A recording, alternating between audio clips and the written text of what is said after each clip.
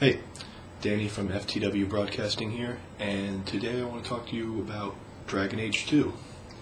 And not really for all the reasons everyone's talking about it right now. I mean, it's the hot new game, it's, tearing up the reviews, it's doing great. Big sequel to a very successful game, RPG of the Year, most likely to win RPG of the Year this year. It's still early, but we'll see. But what I really want to talk about is, it really interests me because of where it comes from. And to give you a little background on that, anyone who knows me and has talked to me about it knows that my favorite game of all time is Baldur's Gate 2. And I just consider that game to just be as close to perfection as you can get. And if I only had one game to play for the rest of my life, it would be that game, because, well, it'd take a whole other series of videos just to get into why I think that game is perfect. And maybe I'll do that someday, and maybe I'll get more into that as I go on. But there's a definite connection between the Dragon Age series and the Baldur's Gate series, coming right down to when Dragon Age Origins, the first one, was originally announced.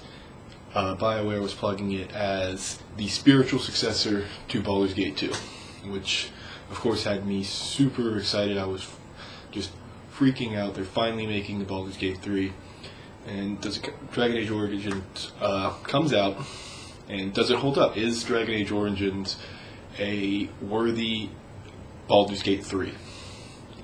And that's a big question. It's kind of a loaded question, and I'm going to take just a quick answer. I'm going to say yes for the most part, and I won't get too deep into it, but for the purposes of this exercise, we'll just say yes. So, with that in mind, is Dragon Age 2 a worthy Baldur's Gate 4? Well, I don't know. I'm only about 20 hours into the game, so it's hard for me to really say that. And when I was wondering this to myself, it got me wondering, is that even fair? Is it fair to hold it up and compare the game as if it's Baldur's Gate 4? I don't know. Should we actually be comparing it on its merits to the original Dragon Age? Should we be comparing it as a sequel? Or should we just be holding it up in its own right? Should we do all three? Yes to all of those. We should do all three. And right now I'm just going to focus on Dragon Age 2 as its own, and how it compared to the sequel, those latter two I mentioned. So with that in mind, I'm going to talk about the game, try and talk about it as its own, but you realize it is pretty much impossible to separate it from its predecessor and even the Baldur's Gate series before it. So I'm just going to get right into it, kind of as a review, first impressions about 20 hours in. And, it's one of the things I love about RPGs. You can be 20 hours in, and maybe you're halfway through, maybe you're a quarter of the way through. It's just really that gives them that replayability. But so where should I start? Why don't we start with the bad? Why don't we start with things I don't like? People like complaining, right? Sure. The bad. First off, just a complete gripe. Why is there no co-op multiplayer? Baldur's Gate 2 had it, and Baldur's Gate had it, and I know I said I was going to try to not constantly harken back to that, but I'm going to anyways. So yeah, why isn't there just a co-op multiplayer, or have a player control one of the NPCs? I don't know why they left that out. Probably maybe difficulty, dev time. But I think that's just a feature that's really missing, and I think it's a feature that's really missing from just video games in general right now, is that co-op multiplayer. I mean, player versus player is very much out there, but you don't see a lot of, co-op versus AI or player versus environment, things like that outside of, your MMOs. And those are just so ridiculous to develop. I can't understand why you wouldn't try to put it in something like Dragon Age 2. I guess we will see it in the upcoming Diablo 3, hopefully, and I know there are some games like that. If anyone knows some really good co-op RPG, action RPG, fantasy kind of games like that for the PC, which is my platform of choice, put them down in the comments and let me know, because I could really use some to play through. So that's a nitpick aside. It bothers me, but that's that. So now to the actual problems with the game. I think there's an issue. The issue I have is with the sound, and not so much the music or the sound effects are bad or anything. They're great. The dialogue is great. The voice acting is great, but they don't feel like they're mixed properly. I find that I can't hear the dialogue, so I turn it up. And this is the dialogue inside when you're actually having a dialogue in a cutscene as opposed to walking around. I turn it up, and then the music drowns me out when I am in combat. So I had to go into the options and balance it out, and it worked out up to that. But I shouldn't have to do that. And a good friend of mine who is pretty big into audio, is really good at it, says it seems like the microphones were too far away when the voice actors were doing it. And it seems legitimate. It seems like that's just a small thing to miss, because that definitely could have balanced that out. But then again, the game did come out rather quickly. We can talk more about that a little later, probably in another video when I just compared it to Baldur's Gate, which is in the future, I assure you. So that's really the only real big problem I have with it. And the other things are just kind of nitpicky. I go back and forth on this next one. It's about your companions and their armor.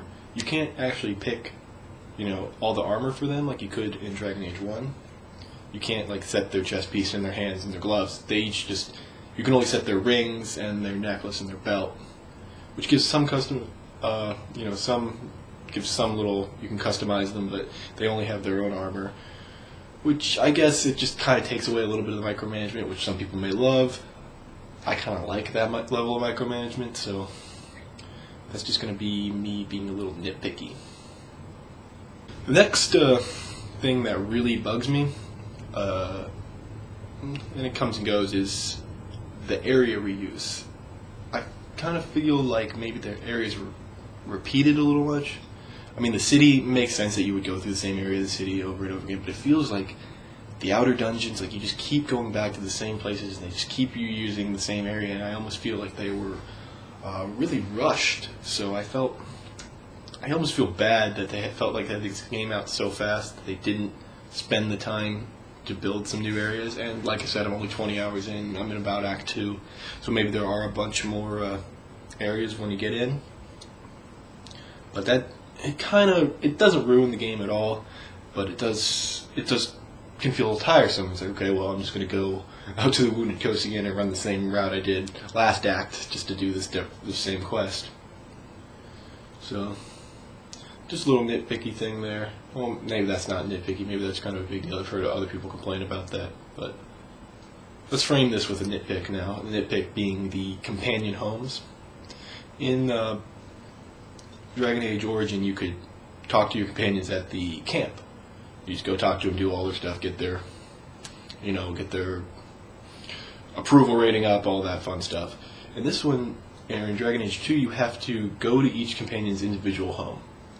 And while it's not super difficult, it could be tedious, because I don't know, I'm just one of those guys. I like to do everything in a big row. Like, I go do some quests, and I'm going to go to camp, and I'm going to talk to all my NPCs until I can't talk to them anymore. Maybe that's just me. I don't think it is, though, but it just adds a little bit of more tedium to the whole process, having to jump around. Again, I think that's just a little nitpicky, and I'm actually I think I'm reaching to find things that bug me about the game because it is so good. So I want to emphasize that it is really good, and I enjoy the game immensely. Okay. So on to the good, and there's a lot of good. First reaction when I started the game up, loaded it up, entered the first bit of combat. Whew. That is fast. And they really, really ramped up the action, and I think that's amazing. I was worried when they were talking about all they made it more action-packed. They sped the game up. I was worried, oh man, are they taking away my strategy elements? And they didn't. They didn't take them away. You pause. You can lay out your orders tactically if you want. I assume I'm playing on the hard difficulty right now. I'm not having I don't have to pause a whole lot. But I bet on Nightmare you have to do some serious tactical management, and I think that's really good. I'm actually looking forward to that a whole lot. So there is that. The revamped combat system is just amazing, and that leads right into the revamped skill trees. In Dragon Age 1, you had the simple, each little tree. It wasn't really a tree, it was just a line. You just had one little path. And this one you have skill trees, and you can see I'm pulling them up here. Here, one stat leads to another, which leads to another, and they all have upgrades, and you get a point per level, and you get other points for books and tomes and like that. So it really lets you...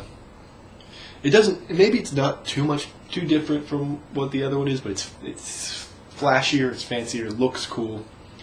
And one of the things I've noticed is when you respec, and that's another great thing, respec just for basically just 1 gold, really easy to do, great addition to the game.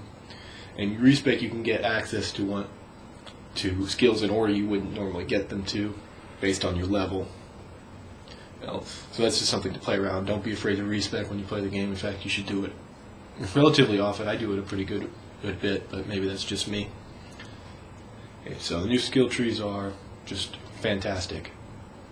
Another new improvement, the gathering, crafting. Before you had to gather all manners of elf fruit or whatever, just you want to hold on to them so you get the better potion. Now you find an elf fruit, you source, and you have 1 elf fruit. And you find 2, you have 2 elf fruits, and you always have 2 elf fruits, or whatever, silverite, whatever, mineral, or fancy plant. On a side note, how awesome is it if your job is to come up with names of fake elements and fake plants? Does anyone else think that's awesome? Because I think that's pretty awesome. What was I talking about? Oh, yeah, the crafting. So then you have those resources which you then spend gold. So, great addition. Cuts back on hoarding, but still rewards that exploration factor. When you want to look at the center of every map, not just as, I might miss one mineral or one material. I might actually that one material actually matters because it's solid and you can reuse it over and over again. So excellent addition. Another great addition, the friendship/rivalry system. Before, in Dragon Age Origins and many other games BioWare did before that, your companions had an approval rating, and when you got their approval rating up, they got stat bonuses. So you wanted to do things to keep their approval up. Cool mechanic, but it then becomes more about I want to pick the decisions and the choices that keep my companions happy rather than the decisions I want to do. And because if you get rivalry points with them, they may leave, or they may, they're not going to get the bonus. So in this case, there's a different stat bonus for being a rival and being a friend, and that's awesome. So I think that's really cool, and it allows you to also go down the romance path, even though they're a rival. So, and I believe I've read something about that. There's a form of you hit a certain point and your companions respect you. And I don't know exactly what that means, but I know you can get it with both rivalry and friendship. So that allows you to really play the game you want, pick the dialogue choices you want. And speaking of dialogue choices, you like that segue? It's pretty sweet. I was pretty impressed with it. Dragon Age now uses the dialogue tree, or the dialogue wheel, famous from Mass Effect. And I was iffy on this one too, but really, what's it? I mean, in a list of 1 through 4 or 4 in a circle, what's it really matter? I guess the circle might be easier to navigate on a console. I don't really know. But in addition to this, they've had little icons in each that tells you what kind of a result it is. Like happy, angry, charming, flirtatious, whatever. And some people, you might think, why would they do that? I'm sorry, my cat is trying to knock the camera down. Why would they do that? Well, I think the reason they would do that is because it comes down to the added voice acting for the main character. So when you see the dialogue option, I don't like that, he might not say, I don't like that. He might say something completely different, just something in that line. So the icon helps tell you what kind of response he's going to give, whether he's going to say that line angrily or happily or joking around, and it's really cool. I like the voice acting. I'm a fan of the silent protagonist, but I don't think it's a requirement, even in a role-playing game. An actual protagonist that can speak makes a big difference, and it makes for better combinations of dialogue, better action scenes. You can actually feel more emotionally attached to a character that speaks than a character that doesn't speak. Yeah, they don't speak really. They're supposed to be you. You're choosing their voices, what they say, but better to choose the kind of thing they're going to say, and let the professional writers really and voice actors really flesh it out for you. And I think that's pretty. I think that's just the way to go, and I really like it. And I want to say that with the Mass Effect comparison, maybe they dumbed the game down a little bit. I don't think that's true. I don't feel like it's dumbed down. I don't feel like it's necessarily easier or rushed out. I think the changes they made are all for the better, because there's still a really hardcore strategy RPG or strategic RPG in there, and it's got all the things I feel most really heavy RPG players love. I love it, and I'm really happy with what BioWare put together. So on that note, I'm going to wrap this up, and I'll call this my little 20 hours into Dragon Age 2, what do I think? And I will perhaps do another one if I'm feeling up to it and the response to this one's good. You want to hear what I have to say when I finish the game?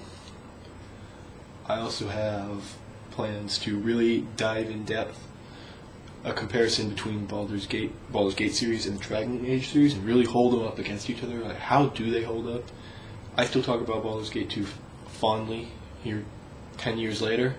Am I going to talk about Dragon Age 2 in 10 years? I mean, only time will tell, but I want to lay them out on the line. This one did this one did this, which one did it better? Why did they do it better? Why did they make the decisions that they made? I think I'm really interested in putting that one together. I'm really interested in what people have to say about that one, and what you have to say about Dragon Age 2 in general, or Dragon Age Origins. So put it down in the comments. What do you think about it? How does it compare to the previous game? Do you want me to make this next video? Do you want me to follow up on what I have to say about Dragon Age at the end? Do you want me to? And of course, that video will probably have much heavier spoilers. I'll go really into the story itself rather than the cursory first glance of the game. And then, of course, the video about Baldur's Gate will be very, very thorough, I hope, as I compare my favorite game series to what could easily become one of my favorite game series. My theory is right now that I don't know if Dragon Age is gonna hold up to Baldur's Gate, but when I start writing it down on paper, it'll be interesting to see what happens. A lot of times when I initially think, I'm often proven wrong, but when I actually think about what I'm thinking about, does that make any sense? It kind of does, I guess. I apologize if my cat just popped over the camera there. She does that. She's gonna knock the camera over. So since she's doing that, I'm probably gonna just have to call an end to this video. So this was a lot of fun. I enjoyed it. I hope you enjoyed it. Leave your comments below, and something about FTW. I don't know. AWOL does outros. So bye.